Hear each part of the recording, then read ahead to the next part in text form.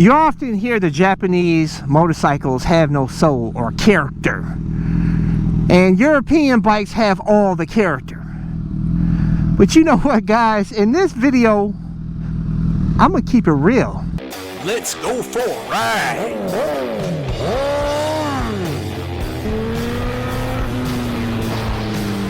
You are watching CycleCruza's all-in-one motorcycle channel. Subscribe today. I don't care what you guys say,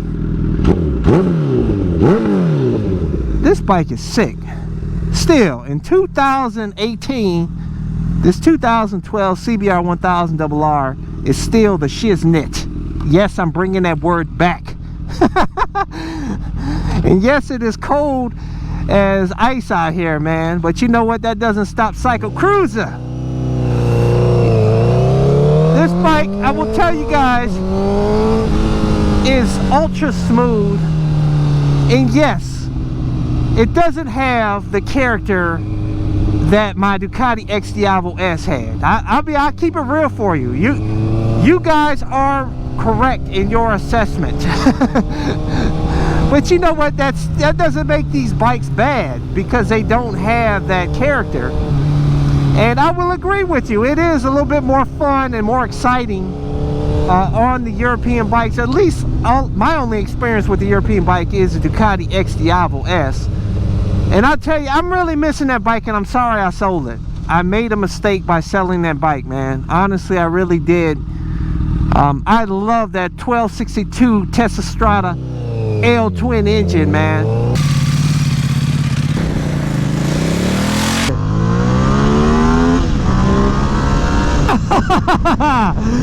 I love it, man. Absolutely loved it. Man, I don't know. I'm all turned around up here, man. I'm in nowheresville, trying to get my way out of this place. I think it's a really cool place, though. Looks cool. Kind of basic track home houses, though. Nothing special. But yes, it's something about the vibration that you get off the European bike. That Tessa Strata engine was just, you know, you have to ride the bike to fully understand it. I can't tell you, I can't verbalize how the character is on that bike. You have to experience it for yourself. If you look at past videos of mine, I've talked crap and say, you know, was making fun of you guys that always said the European bikes had more character, and I said that was BS. You know, they say, oh, the European bikes are the best bikes. They got more character. Like, what extra utility value am I getting with that European bike that the Japanese doesn't have, that I got to pay double the maintenance cost? And you're like, dude, you got to experience one. And you guys are correct. You know, I've come to the understanding you really do need to experience. Look at all that salt. Gotta be careful out here, baby. Could be some black ice out here. There's a copper. Luckily I wasn't speeding when he came by, man, because I know they have their radars on all 24/7. But yeah, guys, that Ducati, man, and they say all of their bikes, all the Ducatis are like that. They just have this vibe, this feel about them, of their engines that just, man, it just makes your soul happy. I don't know what it is. And these bikes are just more clinical, these Japanese bikes, man. They're like sewing machine smooth. They're so refined to a fault. They're just extremely refined, which is good because they're extremely reliable. Woo! Feels good, baby. I still like it though. I love this bike. That's why I can't sell it, because I love it. It has no fault. It just doesn't have character like the European bikes have, but it's extremely reliable. I've had not one issue with this bike since I've owned it. All I did was do oil changes and clean the air filter. That's it, man. And this bike runs the same way it did when it was brand new. Actually a little better because it wasn't broken in when it was brand new. But I will tell you guys that it's still a fantastic bike. It really is. It's a fun bike. But if you're looking for pure excitement and something to stir your soul, woo! And you don't really care about reliability that much, you don't care about part price, you don't care about the extra initial cost of buying that bike, you don't care about, you know, maybe some of the other factors of owning a European bike, but it will stir your soul, guys. It will. They truly do. I don't, like I said, I've only experienced the Diablo, but they say that the Ducatis all run like that, man. All of them have that feel to them that's just absolutely amazing. And there's really something to be said about that. But do you want to pay that extra cost, and do you want to deal with possible reliability issues, which I did not have any reliability issues with that bike except for the rear brake went out. Go to use the rear brake, nothing. Look at that, nothing.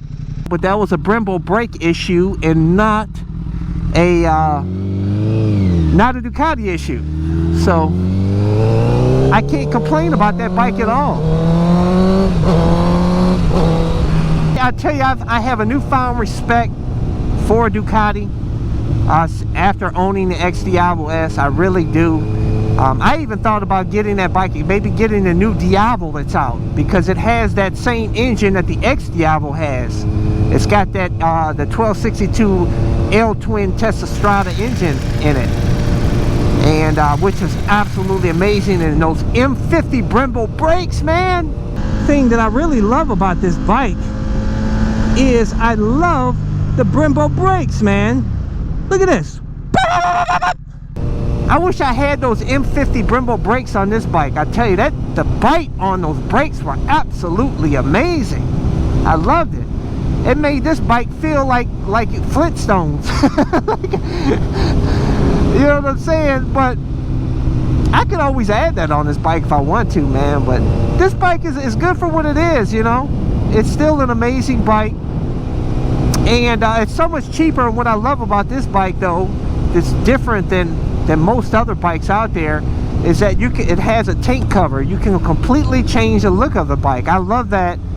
And if you crash the bike at the track, it's so much easier to fix up, because the tank's probably not going to get damaged if you drop the bike at the go, you know, low side at the track or whatnot.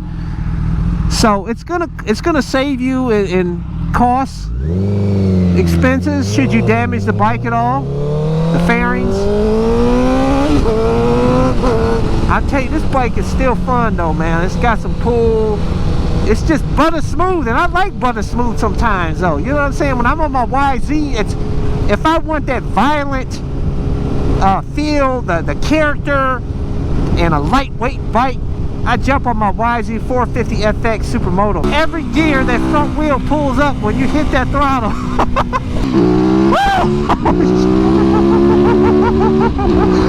Oh shit!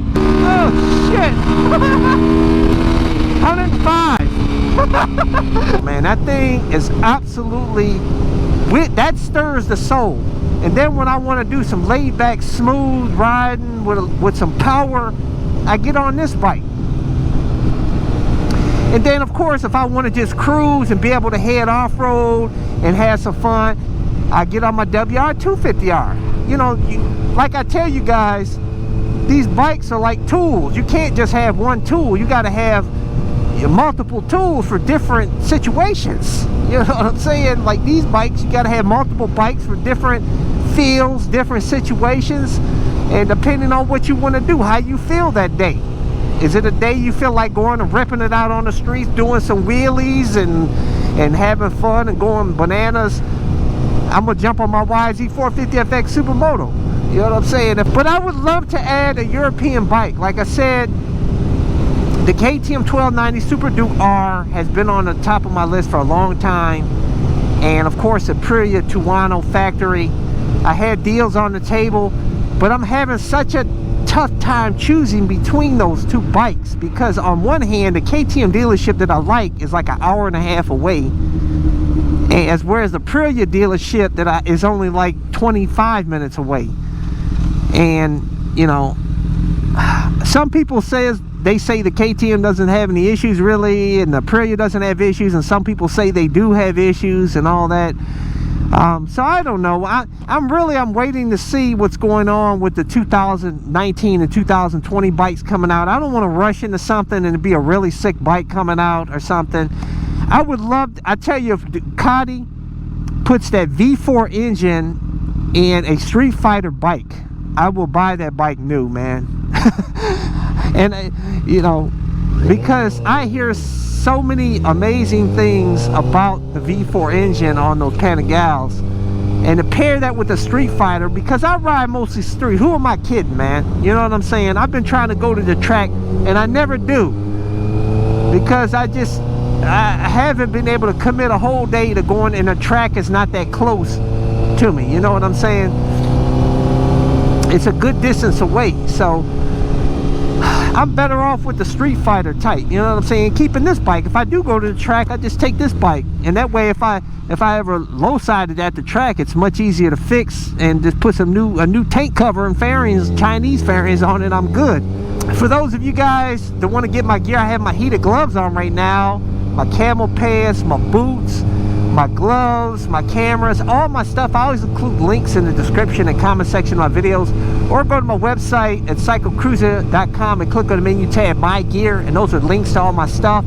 And if you want to see more of my videos, click on the menu tab My Videos, and those are a bunch of playlists with my over 1,250 plus videos categorized into various playlists to make it easier for you to navigate and find what you're looking for, to hopefully inform you or entertain you.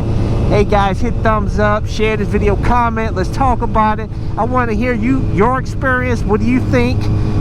European bikes have more soul than Japanese bikes? Let's talk about it, guys. I appreciate all you guys, and don't forget to subscribe to my All On Motorcycle channel, and also go check out my other channel, Moto, that showcases a van that I customize for cheap, that allows me to live in my van with my motorcycle anywhere, and has a ton of cool mods. And that channel has everything from build videos, trip videos, anything and everything Bug Out Moto. As a courtesy, I included 2 video playlists, one for new riders, and those are all of the videos I've done over the years that I feel are helpful for new riders, and also my popular videos playlist. Hey, hit the subscribe button. I appreciate it. Take care.